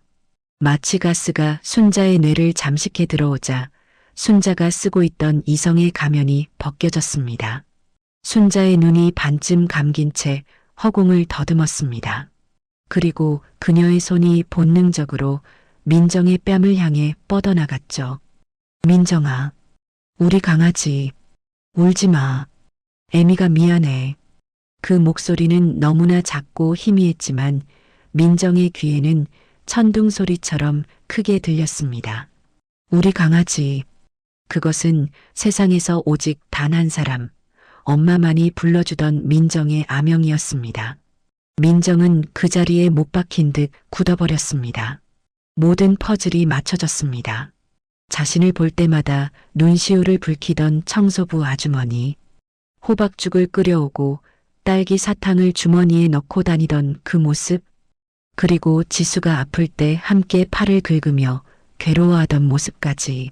엄마, 엄마 맞지? 엄마 살아있었어? 민정은 이동 침대를 붙잡고 오열했습니다. 엄마 가지 마. 놔두고 가지 마. 엄마. 하지만 야속하게도 이동 침대는 수술실 안으로 빠르게 빨려 들어갔습니다. 수술실 문이 닫히는 마지막 순간 민정은 보았습니다. 반쯤 감긴 순자의 눈에서 눈물 한 방울이 또르르 흘러내려 베개를 적시는 것을 말입니다. 그것은 30년 만에 딸의 얼굴을 어루만지고 싶었지만 끝내 닿지 못한 어미의 한 맺힌 눈물이었습니다. 쾅! 수술실 문이 닫히고 수술 중이라는 붉은 등이 켜졌습니다. 민정은 닫힌 문 앞에 주저앉아 통곡했습니다. 엄마, 엄마. 병실 복도는 민정의 울음소리로 가득 찼습니다. 최 여사는 멍하니 그 광경을 지켜보고 있었습니다. 입이 딱 벌어진 채 다물어지지 않았죠. 뭐야? 저 청소부가 사돈이라고. 아니 이게 무슨 말도 안 되는. 최 여사는 뒷목을 잡고 비틀거렸습니다. 자신이 짐승 취급하며 쫓아내고 옴을 뒤집어 쓴 채 도둑으로 몰았던 그 여자가 며느리의 친엄마라니. 이건 악몽이었습니다. 하지만 진짜 악몽은 이제부터 시작이었습니다. 벽에 기대어 고개를 숙이고 있던 성훈이 천천히 고개를 들었습니다. 성훈의 눈빛은 더 이상 어머니의 눈치를 보던 유약한 아들의 눈빛이 아니었습니다. 그의 눈에는 지난 7년간 꾹꾹 눌러 담아왔던 진실을 터뜨리겠다는 결연한 의지가 담겨 있었죠. 성우는 비틀거리는 어머니를 부축하지 않았습니다. 대신 바닥에 주저앉아 우는 아내 민정에게 다가가 어깨를 감싸 안았습니다. 그리고 나직하게 하지만 뼈가 시리도록 차갑게 입을 열었습니다. 어머니, 놀라셨어요? 하지만 진짜 놀랄 일은 수술실 밖에서 기다리고 있습니다. 성훈의 시선이 복도 끝을 향했습니다. 그곳에는 아무도 모르게 준비된 또 하나의 반전이 기다리고 있었습니다. 수술 중 붉은색 램프가 켜지고 굳게 닫힌 수술실 문 앞에서 민정은 바닥에 주저앉아 있었습니다. 차디찬 복도 바닥에 냉기가 올라왔지만 민정은 아무것도 느낄 수 없었죠. 귀에서는 방금 전 마취에 취해 희미하게 들려오던 순자의 목소리가 환청처럼 계속 맴돌고 있었기 때문입니다. 민정아, 우리 강아지, 울지 마. 강아지. 그것은 세상에서 오직 한 사람, 민정의 엄마만이 불러주던 이름이었습니다. 민정의 머릿속에서 30년간 굳게 닫혀있던 기억의 빗장이 와르르 무너져 내렸습니다. 마치 낡은 필름이 돌아가듯 끔찍했던 그날의 기억이 생생하게 되살아났죠. 30년 전 어느 겨울밤이었습니다. 매캐한 연기 냄새가 코를 찔렀고 시뻘건 불길이 단칸방을 집어삼키고 있었어요. 5살이었던 민정은 공포에 질려 구석에 웅크리고 울고 있었습니다. 천장이 무너져 내리며 불타는 나무 기둥이 어린 민정을 덮치려던 그 순간 누군가 민정을 으스러지도록 껴안았습니다. 아! 살타는 냄새와 함께 엄마의 비명소리가 들렸죠. 엄마는 자신의 오른쪽 팔로 불타는 기둥을 막아내며 민정의 얼굴을 가슴에 파묻었습니다. 괜찮아, 민정아. 엄마가 지켜줄게. 우리 강아지 안 다쳐. 엄마가 다 막아줄게. 뜨거운 불길 속에서도 엄마의 품은 안전했고 엄마의 목소리는 떨리고 있었지만 단단했습니다. 그때 민정은 보았습니다. 불길을 막아내느라 검게 그을리고 껍질이 벗겨진 엄마의 팔뚝, 그리고 그 화상 자국 한가운데에 박혀있던 붉은 눈물 모양의 점을 말이죠. 민정은 자신의 가슴을 주먹으로 내리쳤습니다. 아, 엄마, 엄마였어. 방금 전 수술실로 들어가던 청소부 아주머니의 팔뚝에 있던 그 흉터는 30년 전 자신을 살리기 위해 생겼던 바로 그 영광의 상처였습니다. 그런데 그것도 모르고 민정은 바닥을 치며 통곡했습니다. 내가 미쳤지. 내가 눈이 멀었지. 어떻게 엄마를 못 알아봐. 냄새난다고 피하고 더럽다고 밀어내고. 내가 그러고도 자식이야? 민정의 뇌리에 지난 며칠간의 일들이 파노라마처럼 스쳐 지나갔습니다. 복도 구석에서 항상 자신을 지켜보던 시선, 얼굴이 반쪽이 됐다며 안쓰러워하던 목소리, 쓰레기통을 비우는 척하며 몰래 놓고 갔던 딸기 맛 사탕들, 그리고 시어머니에게 걷어차여 바닥에 쏟아졌던 그 따뜻한 호박죽까지, 그 모든 것이 청소부의 호의가 아니라 뼈에 사무친 엄마의 사랑이었습니다. 그 호박죽, 엄마가 끓인 거였어. 나 아프다고 엄마가 밤새 끓인 거였는데 나는 그것도 모르고. 민정은 최 여사가 발로 차버린 호박죽을 맨손으로 쓸어 담던 순자의 굽은 등을 떠올리며 숨이 넘어갈 듯 울었습니다. 자신이 엄마에게 무슨 짓을 했는지 깨닫는 순간 심장이 갈기갈기 찢어지는 것 같았죠. 그 처절한 울음소리에 복도에 있던 간호사들도 숙연해져서 고개를 돌렸습니다. 하지만 단 한 사람, 최 여사만은 여전히 상황 파악을 못하고 있었습니다. 최 여사는 팔짱을 낀 채 기가 막히다는 표정으로 민정을 내려다보았습니다. 얘 너 지금 뭐라고 했니? 엄마, 저 거지 같은 청소부가 너 엄마라고? 최 여사의 목소리에는 경멸과 당혹감이 뒤섞여 있었습니다. 민정은 고개를 들어 시어머니를 노려보았습니다. 눈물로 범벅이 된 민정의 눈빛은 더 이상 순종적인 며느리의 눈빛이 아니었습니다. 네, 제 엄마예요. 30년 동안 죽은 줄로만 알았던 저 살리려다가 온몸에 화상 입은 우리 엄마라고요. 민정의 외침에 최 여사는 콧방귀를 뀌었습니다. 참 기가 막혀서 어쩐지 근본 없는 것끼리 냄새가 비슷하다 했더니 그래서 저 여자가 너 애미면 뭐 어쩔 건데? 그래봤자 정가자의 도둑년인 건 변함없어. 너도 알지? 30년 전에 내 돈 훔치려다 쫓겨난 거. 최 여사는 여전히 과거의 악연을 들먹이며 순자를 모욕했습니다. 어머니 그만하세요. 그때 벽에 기대어 침묵을 지키던 성훈이 버럭 소리를 질렀습니다. 성훈은 성큼성큼 걸어와 아내 민정을 부축해 일으켰습니다. 그리고 어머니인 최 여사를 정면으로 응시했죠. 성훈의 눈빛은 싸늘하게 식어 있었습니다. 어머니 아직도 모르시겠어요? 장모님은 도둑이 아니에요. 30년 전에도 그리고 오늘도 어머니 물건 훔친 적 없다고요. 뭐? 너가 그걸 어떻게 알아? 저 여자가 너를 홀렸니? 제가 봤으니까요. 아까 어머니가 화장실 가실 때 반지를 빼서 세면대 옆에 두시는 거 제가 봤어요.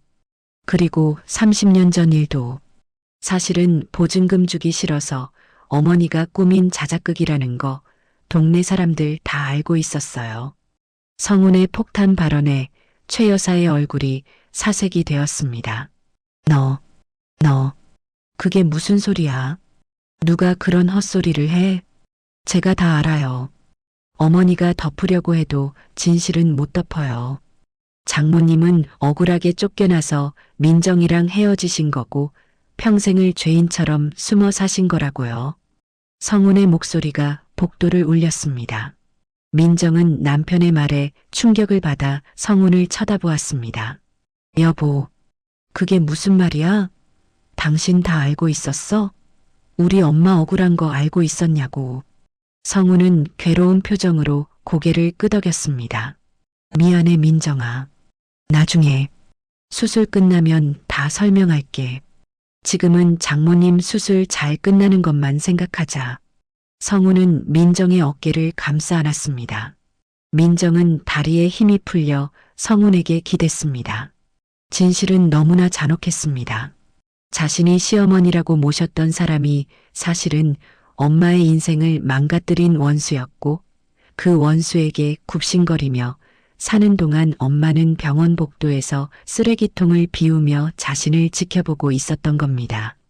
으흐흑, 엄마 불쌍해서 어떡해. 나 때문에, 나 같은 딸 때문에. 민정의 오열은 그칠 줄을 몰랐습니다.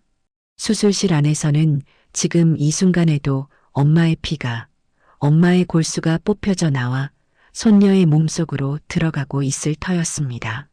자신의 몸을 깎아 자식을 살리는 그 숭고한 희생 앞에서 민정은 고개를 들 수가 없었습니다. 최 여사는 아들의 폭로에 할 말을 잃고 뒷걸음질 쳤습니다. 자신이 저지른 짓이 낱낱이 밝혀지는 순간이 다가오고 있었기 때문입니다. 하지만 그녀는 여전히 자존심을 굽히지 않았습니다. 흥? 웃기고 있네. 증거 있어? 증거 있냐고. 다 지난 일 가지고 어디서 모함이야. 최 여사는 뻔뻔하게 소리쳤지만 그녀의 손은 미세하게 떨리고 있었습니다. 불안감이 엄습해 온 것이죠. 수술실 앞의 공기는 무겁게 가라앉아 있었습니다. 1시간, 2시간. 시간이 흐를수록 민정의 피는 말라가는 것 같았습니다. 제발, 제발 엄마도 살려주시고 지수도 살려주세요. 제가 잘못했어요. 제가 평생 속죄하며 살게요. 민정은 두 손을 모으고 간절히 기도했습니다. 그리고 마침내 수술실 위에 붉은 등이 꺼지고 녹색 등이 켜졌습니다. 철커덕 문이 열리는 소리와 함께 마스크를 벗은 의사가 걸어 나왔습니다. 민정과 성우는 동시에 튀어나갔습니다. 선생님, 선생님. 의사는 땀을 닦으며 옅은 미소를 지었습니다. 하지만 그 미소 뒤에는 또 다른 놀라운 이야기가 숨겨져 있었습니다. 30년을 찾아 헤맨 엄마가 바로 내 곁에서 쓰레기통을 비우고 있었다는 충격적인 진실. 하지만 그보다 더 큰 반전은 의사의 입이 아니라 남편 성훈의 입에서 터져 나올 준비를 하고 있었습니다. 수술은 성공적입니다. 공여자분의 혈액과 골수가 환자에게 아주 잘 생착되고 있습니다. 의사의 그 한마디에 민정은 다리에 힘이 풀려 주저앉고 말았습니다. 지옥 같았던 시간이 지나고 드디어 희망의 빛이 보이는 순간이었죠. 민정은 바닥에 엎드려 엉엉 울었습니다. 감사합니다. 감사합니다, 선생님. 우리 지수 살려주셔서 감사합니다. 의사는 웃으며 민정을 일으켜 세웠습니다. 제가 아니라 어머님께 감사드려야죠. 어머님이 고령이신데도 마치 깨실 때까지 손녀 걱정만 하셨습니다. 지금 회복실에 계신데 아주 건강하십니다. 민정은 안도의 한숨을 내쉬었습니다. 하지만 마음 한구석에는 여전히 풀리지 않은 의문이 묵직한 돌덩이처럼 자리 잡고 있었습니다. 바로 남편 성훈의 태도였죠. 민정은 눈물을 닦고 옆에 서 있는 성훈을 올려다보았습니다. 성훈은 회복실 쪽을 바라보며 남몰래 눈시울을 붉히고 있었습니다. 그 눈빛은 단순히 장모님을 걱정하는 사위의 눈빛이라기보다는 아주 오랫동안 숨겨온 그리움과 미안함이 뒤섞인 깊은 눈빛이었죠. 민정은 성훈의 옷자락을 잡아당겼습니다. 여보, 이제 말해줘. 당신 아까 그랬잖아. 다 알고 있었다고. 도대체 언제부터 안 거야? 우리 엄마가 살아있다는 거, 그리고 저분이 내 엄마라는 거 언제부터 알았어? 민정의 추궁에 성우는 깊은 한숨을 내쉬었습니다. 그리고 떨리는 손으로 민정의 어깨를 감싸쥐었죠. 성우는 주위를 둘러보았습니다. 최 여사는 저만치 떨어진 의자에 앉아 통화를 하느라 정신이 없었습니다. 김 여사 나야. 아니 글쎄 병원에서 별일이 다 있었다니까. 내가 나중에 다 얘기해 줄게. 어머니가 듣지 못하는 것을 확인한 성우는 민정을 데리고 복도 구석의 벤치로 갔습니다. 민정아 놀라지 말고 들어. 나 장모님 처음 뵙건 7년 전 우리 결혼식 날이었어. 뭐? 결혼식 날? 민정의 눈이 휘둥그레졌습니다. 성훈의 입에서 나온 말은 충격 그 자체였습니다. 7년 전 민정과 성훈의 결혼식은 최 여사의 반대 속에서도 성대하게 치러졌습니다. 고아인 며느리가 들어오는 게 창피하다며 최 여사가 하객들을 동원해 억지로 화려하게 꾸민 결혼식이었죠. 그날 신부 대기실에 들어가려는데 기둥 뒤에 어떤 아주머니가 숨어서 널 훔쳐보고 계셨어. 낡은 옷을 입고 계속 눈물만 흘리고 계셨지. 성우는 그날의 기억을 떠올리며 씁쓸하게 웃었습니다. 당시 성우는 수상한 사람인 줄 알고 다가가서 말을 걸었습니다. 누구시죠? 여기서 뭐 하세요? 그러자 그 아주머니는 화들짝 놀라며 도망치려 했죠. 하지만 아주머니의 얼굴을 본 순간 성우는 단번에 알아볼 수밖에 없었습니다. 민정이 지갑 속에 부적처럼 넣고 다니던 유일한 어릴 적 사진, 그 사진 속 젊은 엄마의 얼굴과 너무나 닮아 있었기 때문입니다. 혹시 민정이 어머님 아니세요? 성운의 질문에 아주머니, 즉 순자는 그 자리에 털썩 주저앉아 빌었다고 합니다. 제발 우리 민정이한테는 말하지 말아주세요. 부탁입니다, 신랑님. 순자는 성운의 바짓가랑이를 잡고 애원했습니다. 민정은 믿을 수 없다는 듯 입을 틀어막았습니다.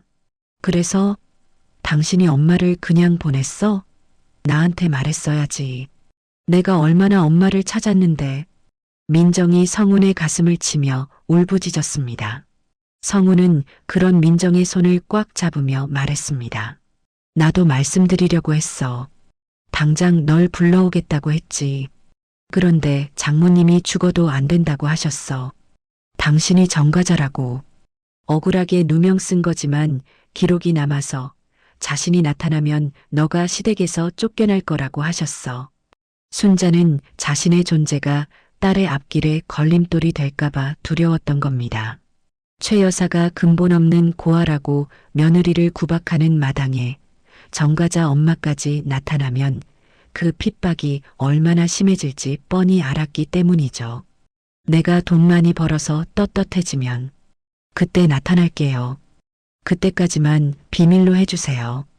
우리 민정이 눈에서 눈물 안 나게 해주겠다고 약속하면 내가 죽은 듯이 살게요.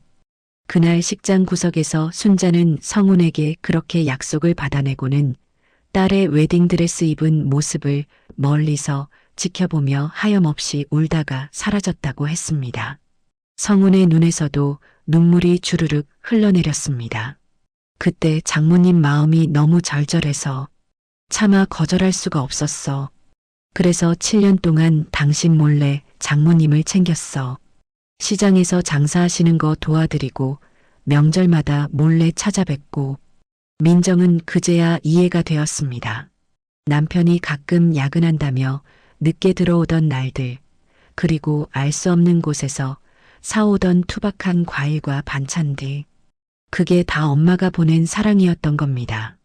그럼 이번에 청소부로 들어오신 것도? 응. 지수 아프다는 소식 듣고 장모님이 먼저 연락하셨어. 곁에서 지켜보고 싶다고. 내가 병원에 부탁해서 청소 용역으로 넣어드린 거야. 그리고 혹시 몰라서 적합성 검사도 미리 받아두신 거고. 민정은 성운의 품에 안겨 펑펑 울었습니다. 남편이 무능해서 시어머니에게 꼼짝 못하는 줄 알았는데 사실은 자신과 장모님을 지키기 위해 그 긴 세월 동안 혼자서 무거운 비밀을 짊어지고 있었던 겁니다. 미안해.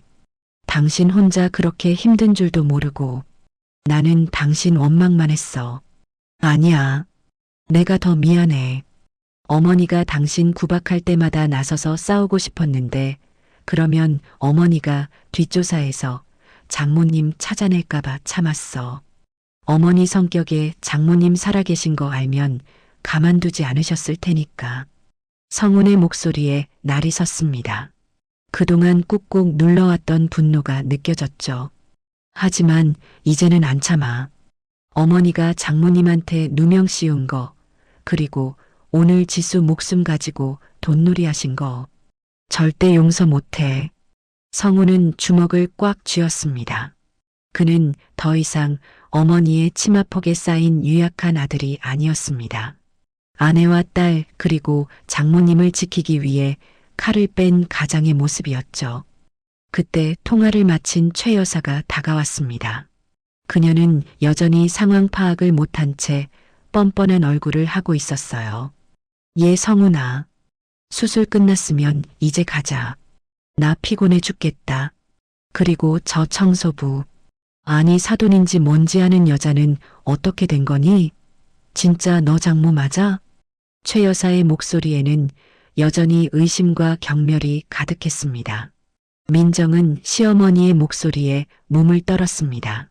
하지만 성우는 민정의 어깨를 감싸 안으며 천천히 일어났습니다. 그리고 어머니를 내려다보며 차갑게 말했죠. 어머니, 가긴 어딜 가세요? 아직 할 일이 남으셨잖아요. 할 일? 무슨 할 일? 병원비는 원무과에 얘기해 놨으니까 됐잖아. 병원비가 문제가 아니에요. 사과하셔야죠. 장모님한테 사과하시고 민정이한테도 사과하세요. 그리고 30년 전 보증금 떼먹은 것도 다 토해내세요. 성운의 단호한 태도에 최 여사는 입을 딱 벌렸습니다. 너 지금 제정신이니? 애미한테 그게 무슨 말버릇이야. 내가 누굴 위해서 그 악착같이 돈을 모았는데 다 너 잘 살라고 그런 거야. 저를 위해서요? 아니요. 어머니는 그냥 어머니 돈이 좋으셨던 거죠. 저를 위하셨다면 제 가족을 이렇게 짓밟지는 않으셨을 겁니다. 성운의 눈빛은 흔들림이 없었습니다. 저는 오늘부로 어머니 아들 안 합니다. 민정이랑 지수 그리고 장모님 데리고 나갈 겁니다. 어머니 재산 10원 한 장 필요 없으니까 그 돈 끌어안고 평생 혼자 사세요. 뭐라고? 최 여사는 뒷목을 잡고 비틀거렸습니다. 평생 자신의 말이라면 죽는 신용까지 하던 아들이 이렇게 나올 줄은 꿈에도 몰랐던 겁니다. 그리고 장모님 깨어나시면 각오하세요. 장모님, 어머니가 생각하시는 그런 힘없는 분 아닙니다. 성우는 의미심장한 말을 남기고 회복실 쪽으로 고개를 돌렸습니다. 마침 회복실 문이 열리고 이동 침대에 누운 순자가 나오고 있었습니다. 마취가 덜 깨 몽롱한 상태였지만 순자의 손에는 무언가가 꽉 쥐어져 있었습니다. 그것은 아까 응급실로 뛰어들어올 때 들고 왔던 검은 비닐봉지였습니다. 성우는 알고 있었습니다. 저 검은 봉지 안에 무엇이 들어있는지, 그리고 순자가 시장통에서 악착같이 돈을 모으며 무엇을 준비해 왔는지 말입니다. 그것은 단순한 돈이 아니었습니다. 자신의 인생을 망치고 딸을 뺏어간 악연을 끊어내 순자의 피와 땀이 어린 복수의 칼날이었습니다. 성우는 민정의 손을 잡고 회복실 침대로 다가갔습니다. 최 여사는 씩씩거리며 그 뒤를 따랐죠.